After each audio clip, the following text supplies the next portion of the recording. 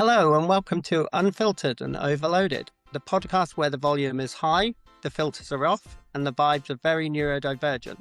This is the space where autism and ADHD run the mic, LGBTQ plus voices take centre stage, and being too much is actually the whole point. We're talking real life, real chaos, real feelings with humour, honesty, and just the right amount of dramatic flair. Expect laughs, hot takes, and conversations that bounce around faster than an ADHD brain at 2 a.m. So buckle up, stim freely, be yourself unapologetically, and get ready because this is Unfiltered and Overloaded, and episode 3 starts right now. So here we are. How are you, Jays? How am I?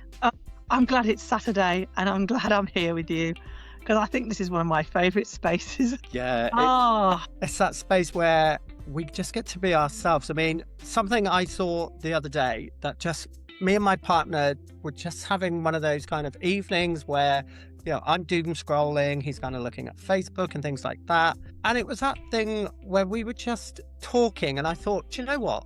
Actually, what he said was quite boring and I wanted to kind of say it. And I was looking at this thing on Facebook that came up. So it was via a site called Lad Bible. And it was just them people talking about the traitors, okay?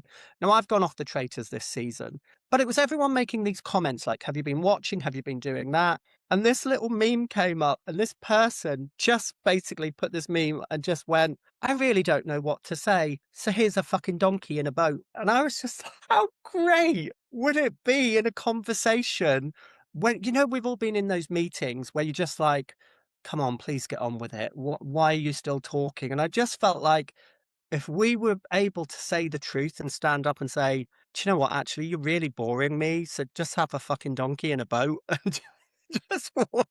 You know, I actually, do you know what? I've got a number of friends who smoke and I occasionally do. I tend to vape at the moment, my CBD oil to help me with my fibro. Yeah.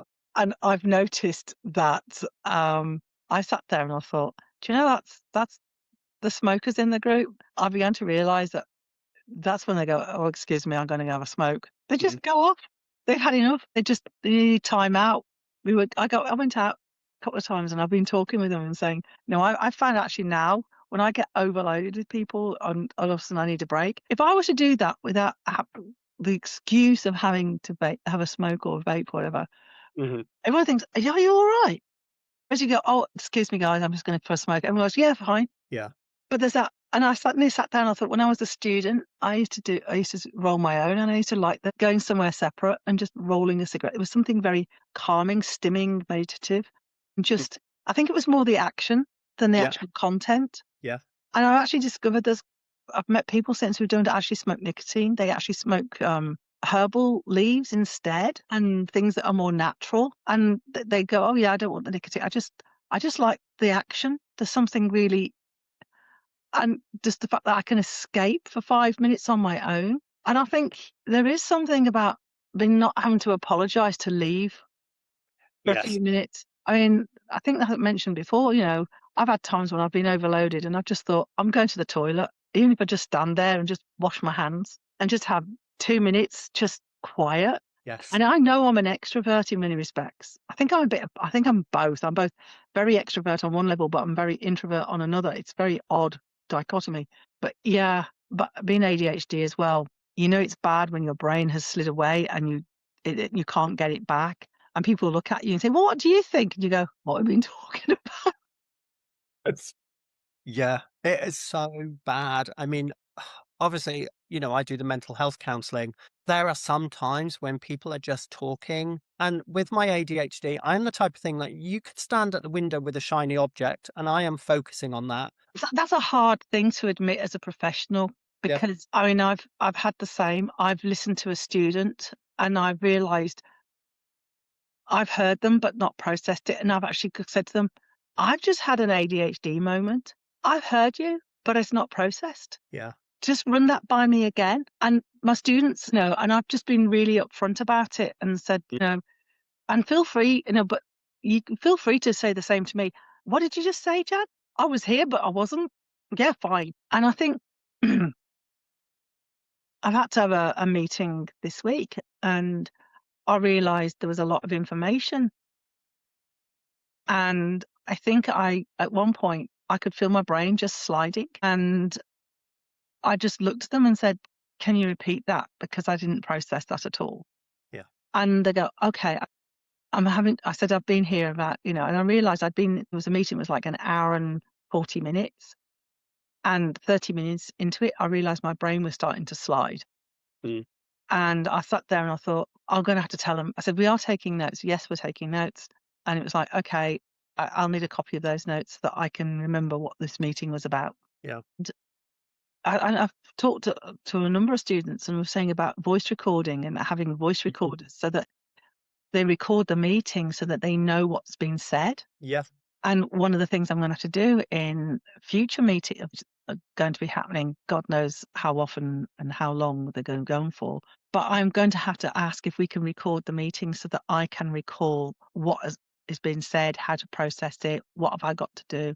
Yes, there's going to be notes taken, but I'm going to have a voice recording Yeah. so I can go through it and go, okay, this is what I've got, this is where I've got to go, this is how I've got to do it. And I think even simple little things. I think we were talking about accessibility and about this being the topic for today, really. And it's if you're straight up and upfront with students and clients, right?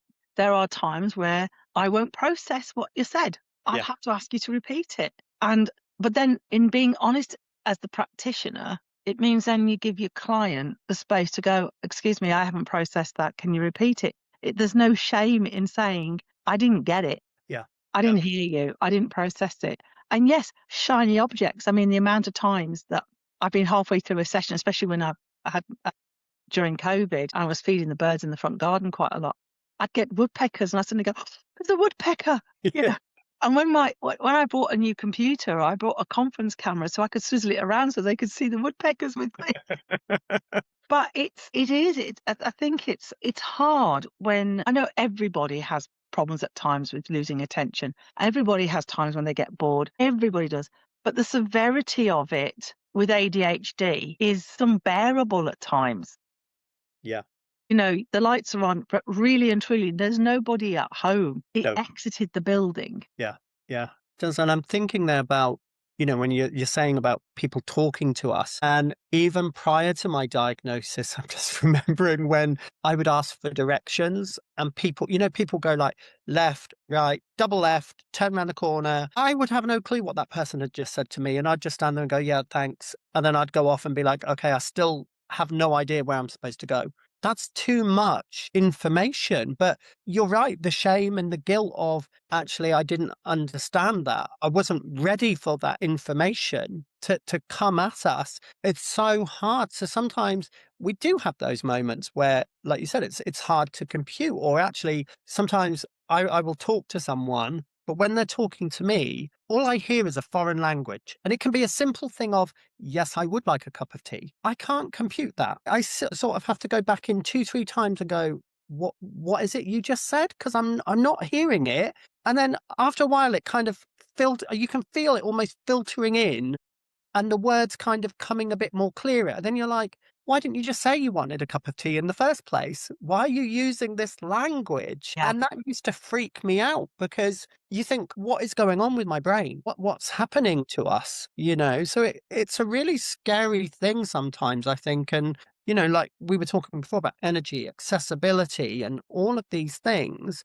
But actually, there's so much information that comes at us that, even sometimes when we're getting ready to do this podcast, we have to kind of get in the right frame of mind and the right energy levels to bring us up. And, it's great. If you get me at 2 a.m. in the morning, great, but you don't want to see me in my PJs, but it's that thing of there's a little time where you're like, yep, I can do everything now. I've got time. I'm functioning, but that window is very, very small. Yes. It closes very quickly. Yes. So you have to be aware of it, don't you? I'm just sort of thinking here of my mind of the input. You talked about instructions of where to go. Or they give you, oh, yes, I would really love a drink. And they'll just feel like that. And yeah, I'd love a cup of tea. And can I have milk and 2 sugars? And you get to the kettle and go, was it tea or coffee? Was it Yeah. milk or no milk? Was it sugar? And I think both of us have got the dyslexics element as well. And we both got some form of auditory issues. Well, I got auditory discrimination. I will hear people's words and I will mishear because I can't always distinguish between the different sounds. I've got really good hearing, almost supersonic hearing. But when you're talking and all the different sounds all together and the emotions processing everything, I can't discriminate between words and sounds. And I'll have to get it to be repeated 2 or 3 times. When I have learnt the alphabets that they use, like alpha, beta, Charlie, Delta, Echo, Foxtrot, all of that sort of thing. Because if people give me the letters using those words, I can do it. But if they start spelling out a name with A, B, C, D, if they started talking about B, P, D, Q, I can't hear the difference. Yeah. M, N, N, it's like, what is it? Have you said M or an M? Yes. And I go, I, Y. And I'm going, is that an I? And they go, is it indigo or is it Yankee? And they go, oh, it's indigo. So I have to. So, and often I will say to people, can I just write it down? Or can you write it down? Yeah. Everything, accessibility. I mean, trying to access the communication is hard enough. I mean, they do say that with autism and ADHD, a big problem with relationships is the communication barrier. And this is why a lot of relationships working with neurodivergent people is difficult because we actually do communicate differently. We interpret differently. Literality in autism is really high. It's, you look at it and you see it and you take it as it is. Somebody, if you talk to somebody and they say, well, how's it going? They go, oh, it's going fine. Well, then you go, great. I've learned over my lifetime that you have to ask other questions. Yeah. And then they think you'll be interrogating them. And then they get the defensive. And then they can't react. And then you react because you don't know why they're reacting because all you're doing is making sure you clarified something. So what have you said that's upset them? Yeah. And it's hard. I mean, accessibility is, well, what do we mean about accessibility? And I think it's a way of functioning or having systems or a way of communicating that is not just, that doesn't make assumptions and it's clear. Mm-hmm. And I was in a workshop some time ago and the facilitator was talking about communication. And she said, what is the opposite of unhealthy communication? And one of the participants said, healthy communication. She said, is it really opposite? She said, if it's unhealthy, then it becomes healthy. But is it really the opposite? Surely generous communication is the opposite. And I think this is why a lot of people with disabilities, whether they're neurodiverse, SPLD, specific learning difficulties, or otherwise, I think we get accused of over-explaining or justifying, partly because we damn well know that when we're trying to communicate what we need to help us function in a setting, what would be classed between ourselves, we'd understand, oh, I need this. We understand that language, but a lot of people don't understand that it's like, we actually need an extra wide door. And they go, so is the door more than 2 foot 6 inches wide? Is it a 3 foot door? No, but they'll be going, why do you need to know about the door width? I need to get a wheelchair through. Mm. Well, can you walk out of the wheelchair a short distance? No. I'm asking, can I get my wheelchair through that doorway? And I think I like that idea of generous communication, making sure you clarify what you're saying. Yeah. We're needing this because of that. Now, I'm aware that, if someone says no, I usually take that as it is. It's a no. Yeah. I don't always have to know why they say no, but no is a no. Yes is a yes. They just say, yes, I can do it. No, they can't. The amount of times people say yes when they mean no and no when they want to say. And again, it's that generous communication helps us to understand what is needed, how it's meant to be put in place, and why.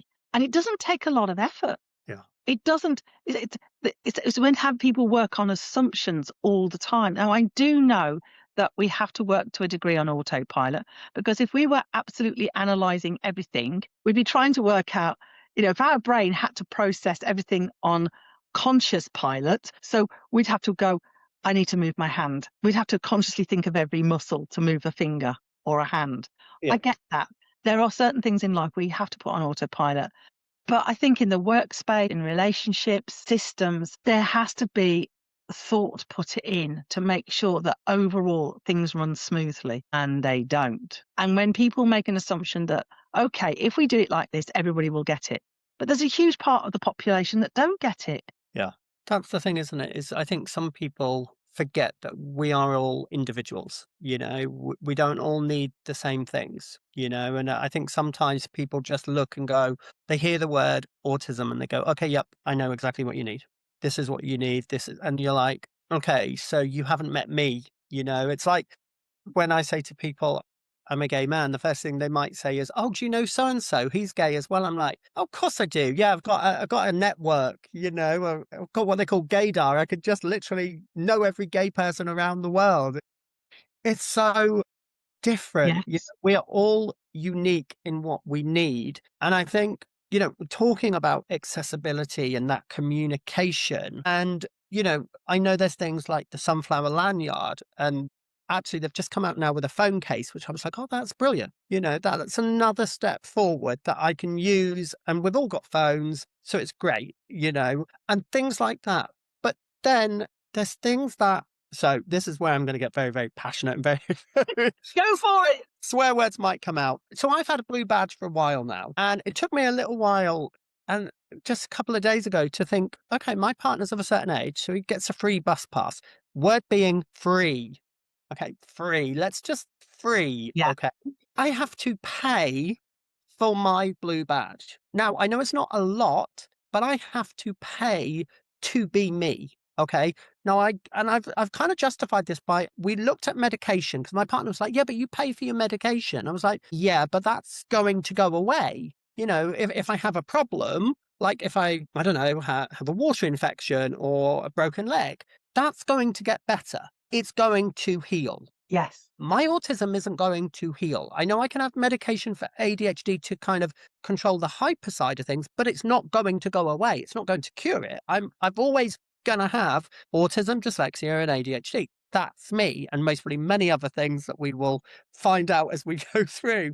But I got so angry that I have to pay to be me, to take the stress out of parking, to actually have a parking space. And it's like, yeah, it just made me so fucking angry that I have to pay. And like I say, it is only like £10 for like 3 years, which doesn't sound a lot of money, but I'm still back to justifying who I am as a person. And it's that bloody word of justifying, or, well, you're just autistic. You're just, like we spoke about before, you're just this, you're just that. This is who I am. And I actually felt like writing back to these people and saying, do you know how much money I save the government on getting people back to work rather than having them off long-term sick? You should be paying me to have this blue badge, to be who I am, because we need more people like that. So yeah, accessibility gets me. You talked about parking Yeah. this weekend. Mm-hmm. At an event, which means unloading my vehicle, getting all the equipment out, because there was a group of us setting a LARP event up in the city centre of Leicester, and I needed a parking space that was nearby because I have physical disabilities as well, and I can really struggle. They've changed all the parking in the city centre. Even on a Sunday, I couldn't park outside the place. Mm-hmm. So I got directed to a parking place, which was 24 hours open. That's great. But also you could pay up for 24 hours. Get there. No, only 4 hours. And of course, I'm now all dressed up in my kit, and I take my phone, and I just think that's going to be fine. The machine, and because I had a bit of makeup on, don't ask me why, but my Face ID can recognize me with sunglasses, but not with a bit of blue makeup with scales down my face, with my glasses on. So the Face ID didn't work. Yeah. So I kept trying, and then it wouldn't, or then it did, and then it didn't. Then I phoned them, the technical people. Then they give me a number where I can pay on my phone. It's totally automated. There was not an option to talk to someone. They wanted me to then create an account with my card details. Yeah. The thing is, my card information was on my phone, but by the time I'd flipped in between the two screens to try and remember, because I can't remember more than 2, 3 numbers at a time. Yeah. It timed out. Right. So I was wondering, so I tried this 2 or 3 times. It's freezing cold. I'm standing in the dark. So I am then going, right, okay, I'll try again. So So I look for another paying machine. This time, eventually, after 20 minutes, I finally get a ticket to put in my vehicle. And this was the second payment. This was the second payment halfway through the evening because I paid for the when I arrived because I had my card. Second payment was with my phone, and I'm standing. It's cold. I'm Mhm. wandering around the car park trying to find a machine that works. And I in the end, I've photographed. I've had to photograph all the codes, all the things on the machine, and I finally get a machine that works and recognizes my phone and my face, Yeah. and it's like, "Okay." And 'cause I come out the second time, I forgot to bring my keys, so I put the ticket discreetly underneath the windscreen wiper. I can't run, walk back to the place, come back, go back to the car, then put it back inside and back in Mhm. my vehicle. The last time I had to update it, I only wanted 2 hours, but he insisted on giving me 3 and charging me the extra. Right. I was just like, I just wanted to talk to a person. Yep. Wouldn't let me put any longer. It wouldn't, and I just sat there and I couldn't get warm that evening. I'd got chilled and I felt really ill. I could Why couldn't it just let me talk? It didn't even give me the verbal option. So I could put it on, I could move to the different screen and actually talk into it. It wanted me to push the buttons all the time. It was, and of course I've got Raynaud's syndrome. Of course I take my ADHD meds, which triggers that, and it's cold. So I've got fingers like picking bananas, and I'm like hitting all the wrong blooming keys, and I'm like, yeah, I just that trying to get that second ticket in the dark, freezing cold with makeup, just I mean, I couldn't even go to the bar and have a nice hot, and a nice hot coffee or a hot chocolate and a brandy to warm up, Yeah. And anyway, they didn't have chocolate, they'd run out. So I mean, I couldn't have either, it was just like, and it's accessibility to just simple systems. Like, I know a lot of people who find computing and automated systems, especially if they're dyslexic as well, on top of everything else, really difficult. They actually need a person to talk to. Yeah. And at least then you've got a human at the end of the phone. If you're having a panic, they can usually do something for you. Mhm. And I mean, the same problem we've got now with the new student finance DSA system. Yeah. I mean, it's now taking, what, 3 months, and the number of students who are finding it inaccessible, it's difficult, there's no one to talk to. You can be waiting for 40 minutes, an hour and a half on the phone, trying to get through. Everything's online. A lot of students, if it's online, they don't always understand the language. Then they've got to have all this paperwork. There's no one to help them. They can't, it's the number of students who you have to end up walking them through it again and again because it keeps changing.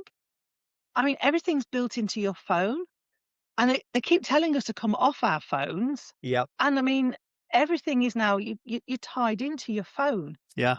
And That's it, isn't it? Is there's so I mean, we must say that if it wasn't for me having DSA, we would never have met. So true, true. And I mean, I'm glad, I mean, the disabled support systems that can be, once they're in place, work well for the students for most part. But it's things like universal credit. I mean, PIP is, when you're telling them you're trying to, you're working with some form of mental health or you've got a neurodiversity, but they give you very, very short deadlines now. At one point, it was like 3 months to get everything in, or 12 weeks, or it's now, I think it's 4 weeks to get it all in, and I know I can't do that. I'm gonna have for my eldest, well, not my eldest, my second one, and I'm gonna have to phone them every Mhm. 3 weeks to tell them I'm going to need another month Yeah. and another month. It's gonna take me time to get all the paperwork. We're gonna be slowly filling it in. It's also emotionally draining. It's exhausting. It's honestly, it's crucifying. Yeah. And, yes, they can have people to help, but sometimes the people they come to help are clueless about the questions to ask. Yes. Yeah. And I've sat in with people on these assessments who are doing it through mental kind of disabilities of Mhm. sorts, but they're so focused on the physical. Yeah. And it's like, and then they ignore, and if any third party adds anything, they ignore it. Yeah, it's the hardest thing is, people not getting us, not understanding us, and it's that thing of, great, somebody might have done a course or something, but actually understand. You're talking there about, if we say we're ADHD, don't give us loads of bloody forms to fill in and don't give us a time limit. that's just asking for trouble. You know, Yeah. there's so many companies out there that use, divergence and things like that and disabilities as just we can tick that box, we're accessible. Like we had some water issues the other day, the pressure was low, the shower wasn't working. Me trying to get across to the water company, I'm autistic, I have a routine, I need a shower every morning. Okay, I need that shower. That without that routine, you are causing me physical harm. I was a nightmare for my partner. So bless Ryan. I don't know how he dealt with me, but he did. Trying to get this across. Now, I will say the guy listening was very good. Okay, think he was either neurodivergent himself or he had lived experience of it. Great. But at the end of the day, the situation was still the same. Sorry, we can't do anything for you. And it's like, I just wondered how it would have been if they had have gone, certainly, sir. We can see, we've got your diagnosis on file. What we can do is we can arrange for you to have access to a hotel. There's one literally, I could walk to one just down the road. Here it is. We'll pay for it. These cheaper hotels than that, 40, 50 quid. Great. This water company is worth billions, but couldn't even understand the need, and it's things like how simple it is when someone invites me in, when they kind of say, at the start of a call or a GP appointment, where they say, can I just ask, do you have any accessibility needs? That's not Yeah. offensive to me. That's a blanket statement. You're not asking me, you're not pinpointing anything out. You're just asking a question. Is there anything I can do for you to make it easier? Yeah. Yeah. I had a GP appointment the other day, actually. It was with Bupa. I don't have much money, but I don't have time to wait online at 8 o'clock in the morning when you're feeling crap. And then you get told that there's no bloody appointment left at your local GP. GPs is another thing we can get into. So I have this with Bupa where I can just call, book an appointment. Great. I can get it Sunday evening. Brilliant. But it was halfway through that I had to say, can I just tell you that I'm autistic and that? Then she started with the spiel of, is there anything I can do for you? And I thought, well, it's a bit late now, really.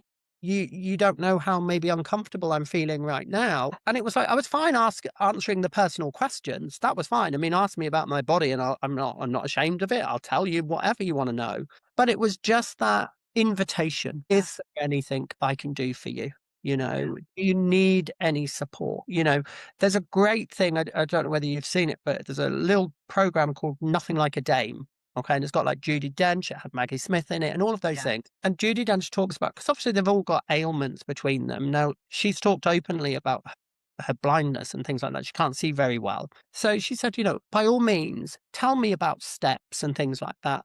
But don't grab my arm and walk me across the road if I don't need it. And there's a great bit where she's talking about this carer that's kind of helping her in hospital. She's gone to hospital for, I think it's a bee sting or wasp sting, something like that. And this guy is basically talking to her like she's not there. He's like, what's one's name? Have we got a carer? Well, how are we doing? And she literally says, I told him to fuck off, and you're like, great. Yeah. Warn me about things. If you see that I'm about to walk into a tree, please tell me. But don't turn off all the lights and start dimming things and turn down all the sound unless I tell you. If I'm going to tell you I'm having a Yeah. problem with something, great. What we know about autism and that is it's very fluid. It moves. What I need one day is not going to And tell that's the you. problem.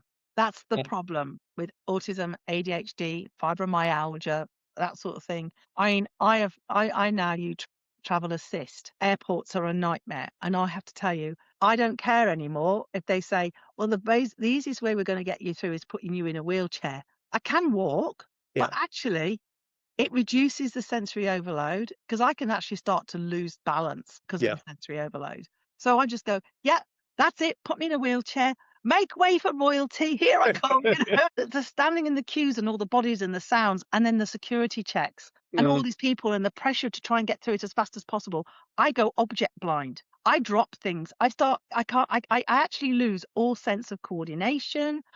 I start to become very clumsy. I mean, the moment real stress and anxiety and pressure comes in, the sensory overload is so much that I become non-functional and non-verbal, and yeah. they're looking at me, and you can hear people muttering around you. And so I love my travel assistant airports, and so far, all airports apart from Munich are brilliant. Seems to forget me, and I get lost, and I usually have to find somebody else who's got their travel assist. For some reason, whenever I fly out to Munich, they seem to lose me. I don't know why. But the other airports, I mean, they've been amazing. But see, some airports are easier to manage than others because of the lights. The Yeah. lights are better, the way they space things out.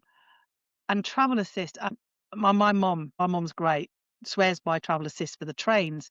And if I know I'm having a bad day or if I'm gonna have to catch a train with lots of bags, I use travel assist on trains. They've been fantastic. Hmm. But I'm sort of thinking back to, some of the statistics and data that they've been picking up. Universities, they are still not doing well with disabled students, not at all. And a lot of students are finding that often they're obstructive as well. And there's an area where a lot of people who are disabled, they're coming home, leaving home, especially when they're young for the first time. The overwhelm of trying to live on their own as a disabled student, trying to cope with new ways of working, the websites and the web pages, all the different levels and layers and nesting. You can spend a week just trying to work out where everything is. Yeah. And I have a mantra with my students: when you find it, download it. Yes. Then there's websites now on some of the universities where you can't download a PDF of the whole thing. They can't. It's all in little boxes and they have to go through it. Yeah. Videos are great, but you have to go online. And if you've got problems with the internet, they're not accessible. And it's when you're trying to learn things and do things and all of that, it's overwhelming. Mm. It's absolutely overwhelming.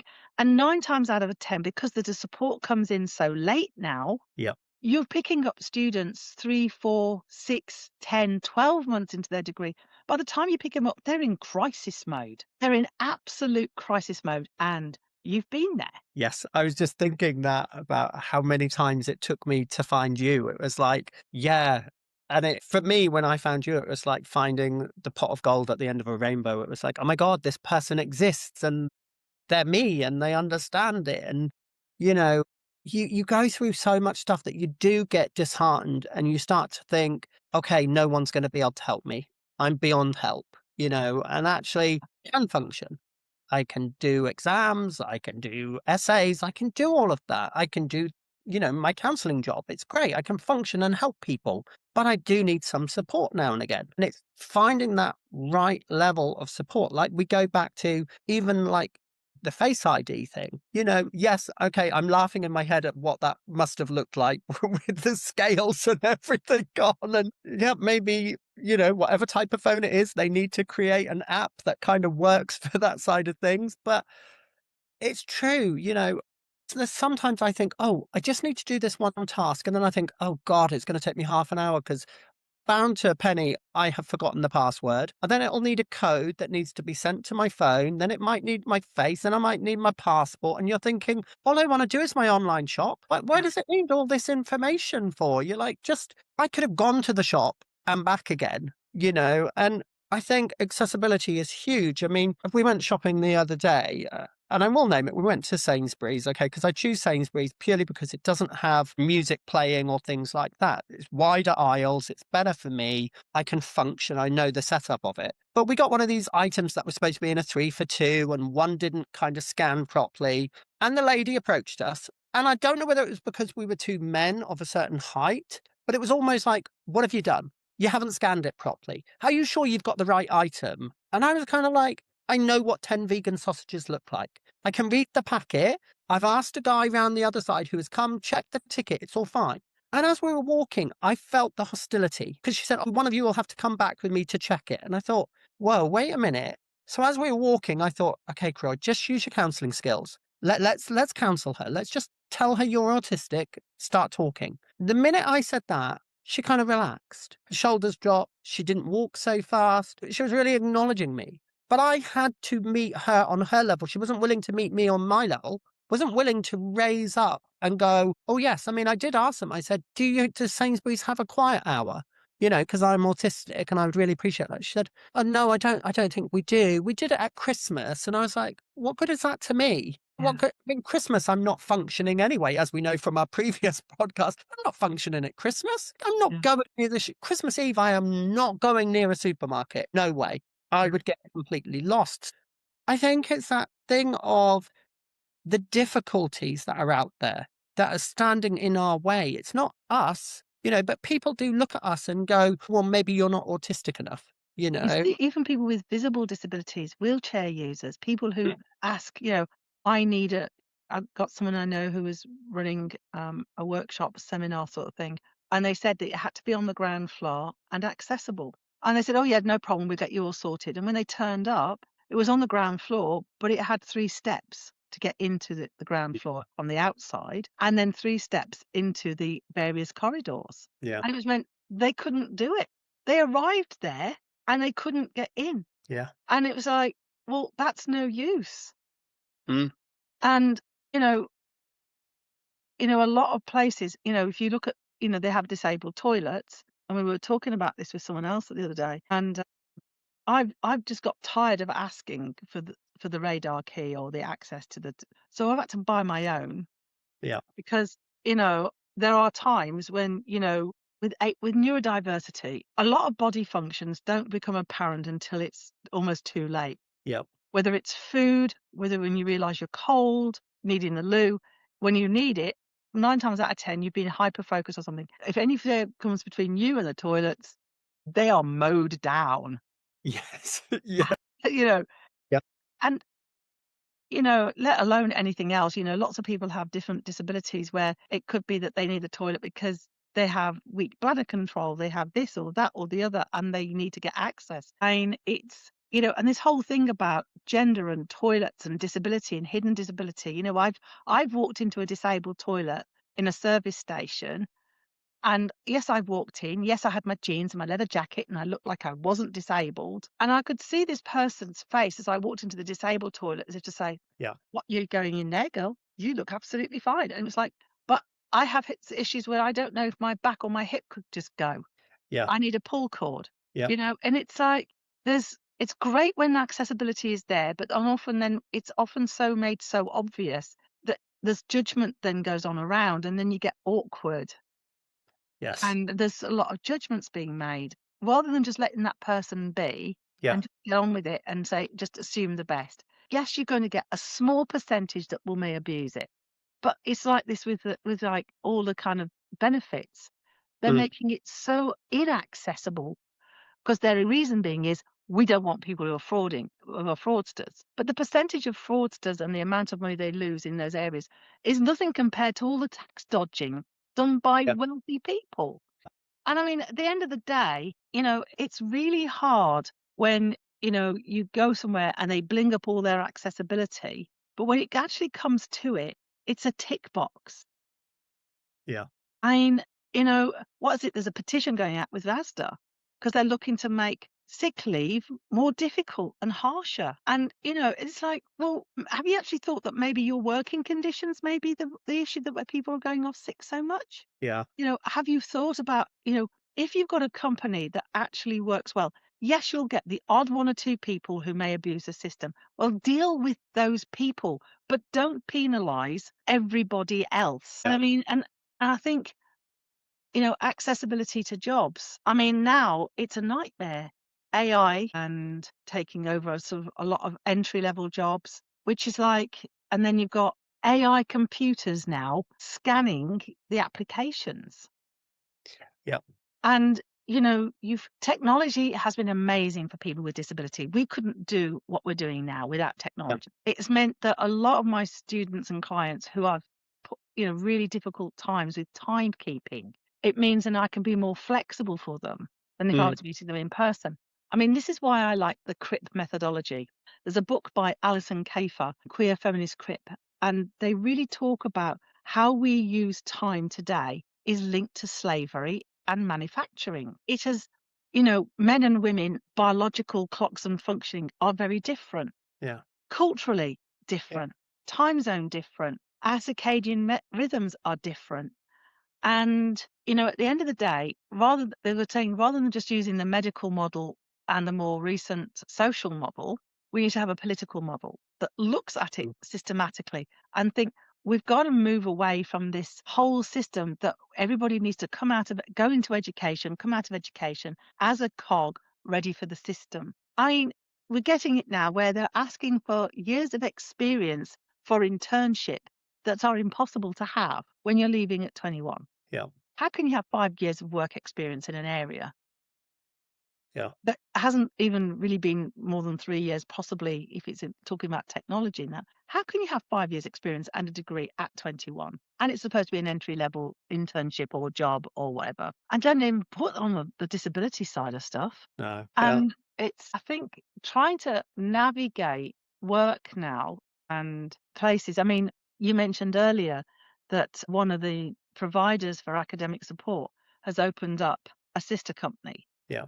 Try and enable disabled students getting into work with companies who are genuinely supportive for neurodivergent, disabled, you know, who are really looking to recruit people who could be different, who could actually be more than what is just an AI generated job spec and Yeah. application. I mean, Yeah.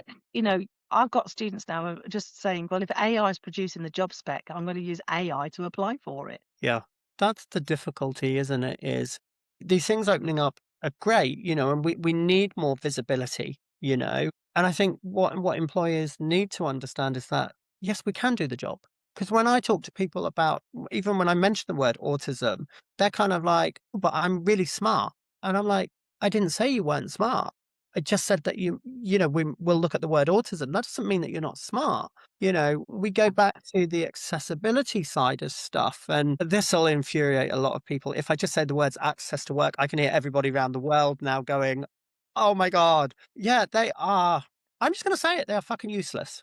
That's my opinion of them. Okay. I stand by it. They are useless. It's literally like I got told that you could renew it. So it took me about a year to get through the whole Yeah. system. Then you're told you can renew it. Actually, I got told no, you can't renew it. You have to actually reapply every year. You've had your allocated quota. And then I started to think, what if I do that with my clients? What if you were my client and I said, I'm really sorry, you've had your anxiety quota for this year. Can't talk about anxiety anymore. That's done. You've had your 12 sessions. That's your anxiety done. You'll have to wait until 2027 to come back and we'll see about renewing. And it just, all these systems should be working Yeah. together. And I you're don't. not the only one. You're not the only one who's had these issues with access to work. I've talked to a number of people and going through it, the one lot of guidance doesn't always match another set of guidance. And you either have to be in work and earning so much, but then another guidance says looking for work. And it also depends on the people, but also the support you get. And then, no, you can only have this. No, you can't have that. And it's the same with benefits. A lot of benefits are hidden. No one actually knows all the benefits. And the number of things that I discovered en route too late. Yeah. And I think, accessibility isn't just can you get to a disabled toilet? Can you get up a ramp? All important, very important. But it's all the other things as well. Flexible working hours, working from home, being able to be flexible in a way that you can work with the job. And there's a big push to get everybody back into the office. Yeah. And in part, I think it's to do with property ownership. Some companies have realized it's cheaper to have people working from home. Yeah. Other companies are sort of, I know that some of the government organizations and business sectors, they are pushing to get people back into the office. Yeah.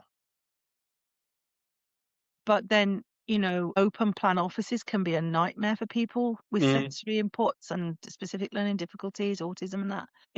So, trying to find a quiet corner and be allowed to wear headphones. Yes. Yes, that sort of thing. Yeah. It's hard. And I mean, statistics came out that people were more productive when they were allowed to work from home when they needed to. And yet they go on about old people are skiving off. And it was like, well, you can't have them both. Yeah, you might have, again, it goes back. There's the few that may abuse a system, but you're going to get that whether you're able bodied or not, whether you're neurodiverse or not, whether Yeah. you're this, that, it doesn't matter. You deal with the individuals, you don't penalize everybody else for the few. No. And that's the thing, isn't it? Is some people think that, I would say everybody across the world could defraud someone if they wanted to, you know. And we forget about discrimination. We think that even in our community, like the autistic and the ADHD community, we think, okay, there's not discrimination. But actually, I know of some people that get told, well, you're not actually autistic enough because you're functioning. And you're like, Yes. "What do you need from me?" Or you might get that question of, "Well, you don't really look autistic." And I've seen so many memes that go, "Hold on a minute, I'll just perform for you. What would you like? Would you like a meltdown? Do you want a shutdown? What is it you want?" Because this is what autism looks like right here. And it's like, so one thing, obviously, because I'm aware of time as we constantly go on, but I have something that I think we should review. Okay. It has been a hot topic on social media everywhere. Okay. So, Autistic Barbie has entered the playground. Yeah. She doesn't look autistic. Yeah. This is the thing. So, I looked at so many people reviewing it. And of course, you have to look through the influencers. And we must say, we are not influencers. We say what we want to say. We're not paid by Mattel or anything. But if you want to sponsor us, please get in touch, But I felt like, okay, the only way we can do this is go out and bloody buy one and actually look at it in person. So we'll arrange to meet up and give our honest review as to what do we think about it. And I think sometimes that's the thing, is not listening to what everybody else is saying, Yeah. making your mind and going, let me have a look, let me digest the information rather than reacting in the here and now, because I nearly did that. And I felt like, okay, hold on a minute. Let me delete this post. Let me go and have a look. Let me buy one. And it was really difficult because there was only one left within the Boston shops. There was one left. And it was like, I did get a funny look because obviously I'm a guy buying a Barbie. And I even felt like saying, well, hold on a minute, you know. But yeah, I think it's going to be a good thing to actually look at, touch it, feel it, look at what it kind of does. Does it represent us, you know? Stim, does it have a fidget toy and that sort of thing? Yeah.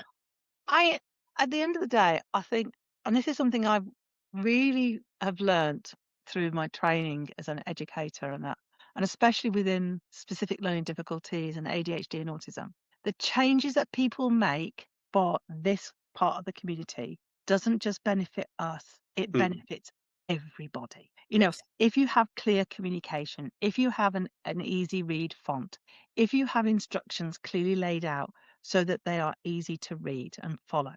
If you have diagrams and pictures that you can use, if you have a wider doorway, if you have a ramp, if you have access to things like that, if you have lighting that isn't blue, white, and halogen in headlights so that Yeah. night driving is easier, if you don't have lights that are flickering in the rooms, it's better for everybody, whether you are sensory overloaded by it or not. It's a lot of the things that benefit us as a group, we are as a population, benefits everybody. Yeah. There's respect, there's compassion, not making assumptions, treating people as individuals.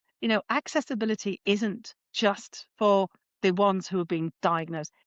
At some point in everyone's life, there's a point when they are disabled, whether they Yeah. break their leg, whether it's age related, whether they, I mean, this whole thing about childcare. So, accessibility for people who are caring for their children, you know, they're almost treated as if they've created a burden on society. But then Mhm. they're now saying, oh, there's not enough people to put their money in the pension pot.